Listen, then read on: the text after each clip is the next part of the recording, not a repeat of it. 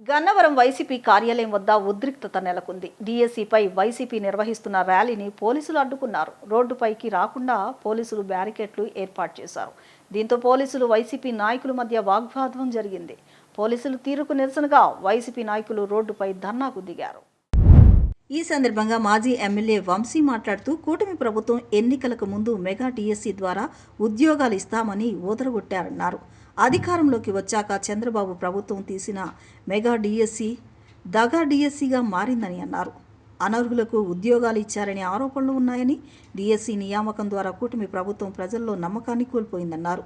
ప్రతిపక్షంలో ఉండగా వివేకానందరెడ్డి తిరుమల లడ్డూపై సీబీఐ విచారణ కోరిన చంద్రబాబు డీఎస్సీపై ఎందుకు సీబీఐ విచారణ చేయడం లేదని ప్రశ్నించారు. గతంలో ఎన్నో నీతులు చెప్పిన చంద్రబాబు ఎందుకు స్పందించడం లేదని ప్రశ్నించారు. ఎంతోమంది యువకులు కష్టపడి చదివి ఉద్యోగం రాకపోతే బ్రోకర్లు ఉద్యోగాలు ఇప్పిస్తామని చెప్పి మోసం చేస్తున్నారని అన్నారు.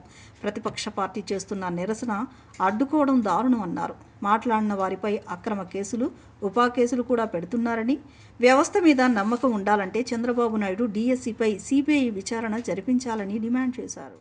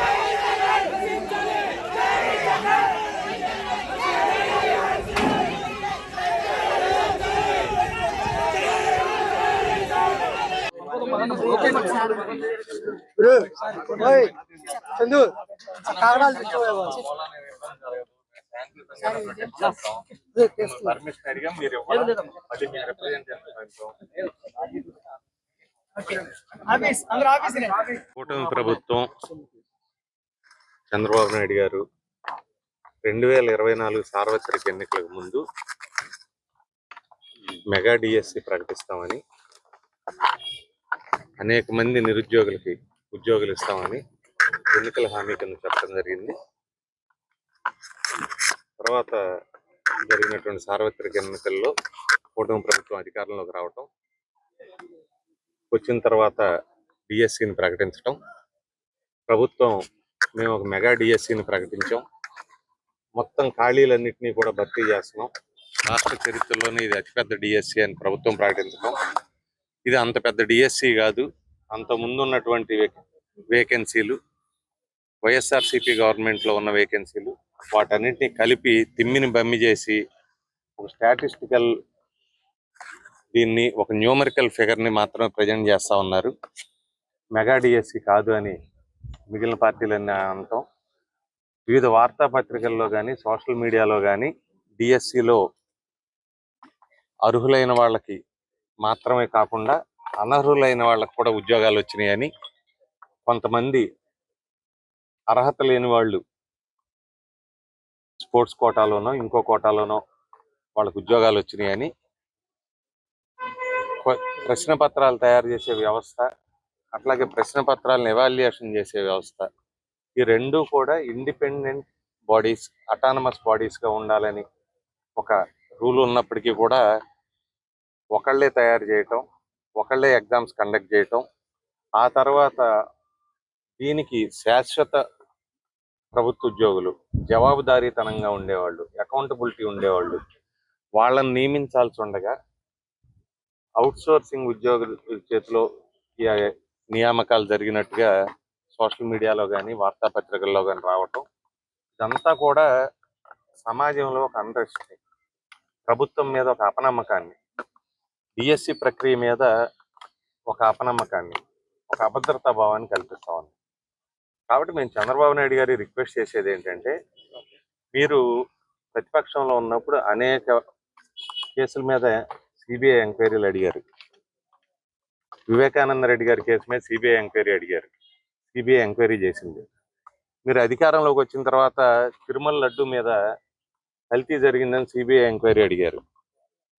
తిరుమల లడ్డు విషయంలో సిబిఐ అప్పటి ప్రభుత్వానికి క్లీన్ చిట్ ఇచ్చింది.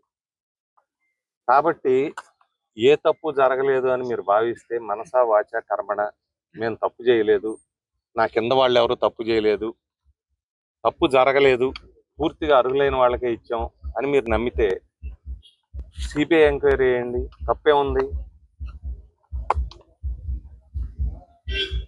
ఒకవేళ సిబిఐ ఎంక్వైరీలో ఎటువంటి తప్పు జరగలేదంటే మీ గవర్నమెంట్కే మంచిది కదా.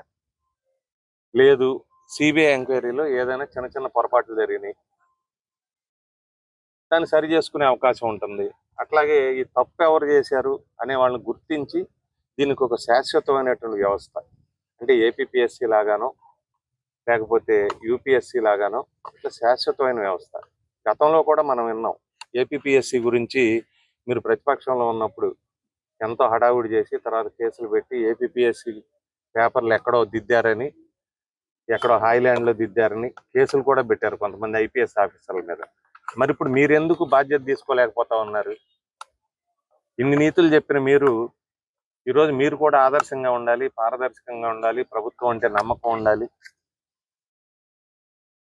ఆరుగాలం పంటలు పండించి లేకపోతే తమ జీవిత కష్టాన్ని మొత్తం పిల్లల మీద, చదువుల మీద పెట్టిన తల్లిదండ్రులు ఉద్యోగాలు రాక పిల్లలకి నిరుద్యోగం వల్ల వాళ్ళు నిరాశపడి, ఆ నిరాశ వలయంలో కన్సల్టెంట్ల పేరున అనేక మంది మేము ఉద్యోగాలు ఇప్పిస్తాం, ప్రైవేట్ ఉద్యోగాలు ఇప్పిస్తాం, లేకపోతే అవుట్సోర్సింగ్ ఉద్యోగాలు ఇప్పిస్తాం, లేకపోతే వీసాలు ఇప్పిస్తాం, అమెరికా తీసుకెళ్తాం అని చెప్పి వేలు లక్షలు కోట్ల రూపాయలు గుంజి వ్యవస్థ పట్ల జలగల్లాగా ఉంటే, ప్రభుత్వ ఉద్యోగాలు లేకపోతే మొత్తం ఈ రకంగా వ్యవస్థను దోచుకు తింటా ఉంటే దీనికి ఎక్కడో తోటి ఫుల్ స్టాప్ పడాలిగా. దీనికి బాధ్యత కలిగినటువంటి ప్రభుత్వాధినేతగా 4వసారి ముఖ్యమంత్రిగా పనిచేస్తున్నటువంటి మీరు ఒక అడుగు ముందడిగేసి సహృదయంతో, మీ మీద నింద ఇట్లా కానీ మీ గవర్నమెంట్ని, మీ నిజాయితీనో మీ సత్యలతనో మీరు నిరూపించుకునే అవకాశం సిబిఐ ఎంక్వైరీ వేయండి. ఈ డిఎస్సి మీద సిబిఐ ఎంక్వైరీ వేసి క్లీన్ చిట్ వస్తే మీకే మంచిది కదా, మీకు మంచిది, మీ తర్వాత ముఖ్యమంత్రి కావాలనుకుంటున్న మీ అబ్బాయికి మంచిది, మీ ప్రభుత్వం మంచిదని చెప్పుకోవచ్చు. లేకపోతే జవాబుదారీతనంగా ఎవరైతే ఆ తప్పు చేశారో వాళ్ళని అకౌంటబుల్ చేయొచ్చు, పనిష్ చేయొచ్చు, ఓ పర్మనెంట్ సిస్టమ్ని క్రియేట్ చేయొచ్చు, ఇంకోసారి ఎప్పుడు కూడా ఇట్లా జరగకుండా చేయొచ్చు. కాబట్టి ముఖ్యమంత్రి గారిని మేము, చాలా మంది ఏమంటారంటే వీళ్ళందరూ రాజకీయ నాయకులు, రాజకీయ నిరుద్యోగులు, వీళ్ళందరూ ధర్నాలు చేస్తున్నారు, రాస్తా రోకోలు చేస్తున్నారు, ర్యాలీలు చేస్తున్నారు, దీంట్లో ఉద్యోగస్తులు ఎవరు ఉన్నారంటారు, లేకపోతే ఎగ్జామ్స్ రాసిన వాళ్ళు ఎవరు ఉన్నారంటారు. గ్రామాల్లో పింఛన్లు వచ్చేవాళ్ళు పింఛన్ పెంచమని అడుగుతారు, రేషన్ వచ్చేవాళ్ళు రేషన్ పెంచమని అడుగుతారు, లేకపోతే నాకు పెన్షన్ కావాలని అడుగుతారు. వాళ్ళు గట్టిగా అడిగితే ఉన్నది పీకేస్తారేమో, లేకపోతే లేనిది ఇవ్వరేమో అని భయానికి ఎన్నికలు వచ్చేదాకా ఎవరు మాట్లాడరు. ఈ సత్యం చంద్రబాబు నాయుడు గారికి తెలిసినంతగా ఎవరికి తెలియదు. ఎందుకంటే 50 ఏళ్ల రాజకీయ జీవితం ఆయనకి బాగా తెలుసు.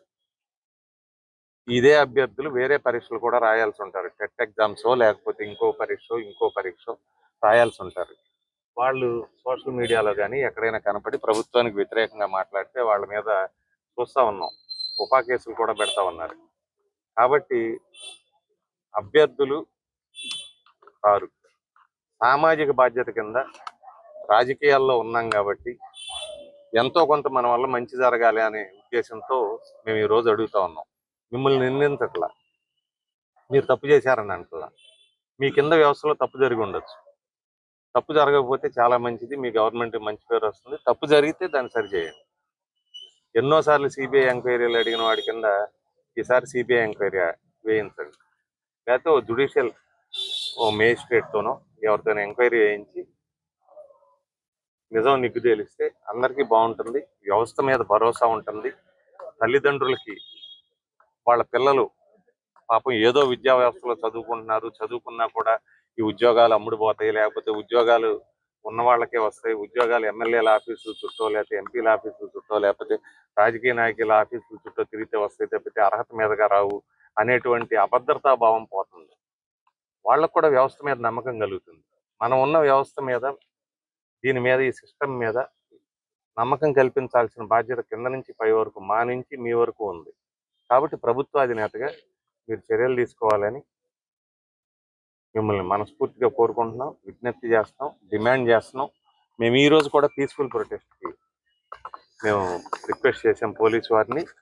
సరే, రాష్ట్రం మొత్తం కూడా ఎక్కడ నోరెత్తకూడదు, ప్రశ్నించకూడదు, జనం రోడ్డు మీదకి రాకూడదు, అడగకూడదు అని చెప్పారని చెప్పి ఆపేశారు. కాబట్టి మేము ఏ రూపంలో అయినా పీస్ఫుల్గానే ప్రొటెస్ట్ చేసేవాళ్ళం. ఇప్పుడు కూడా పాత్రికేయ మిత్రులు కానీ మీడియా సమక్షంలో కానీ మిమ్మల్ని రిక్వెస్ట్ చేస్తా ఉన్నాం, విజ్ఞప్తి చేస్తున్నాం, డిమాండ్ చేస్తున్నాం. సిబిఐ ఎంక్వైరీకి ఆర్డర్ చేయండి, తప్పేం లేదు దీంట్లో.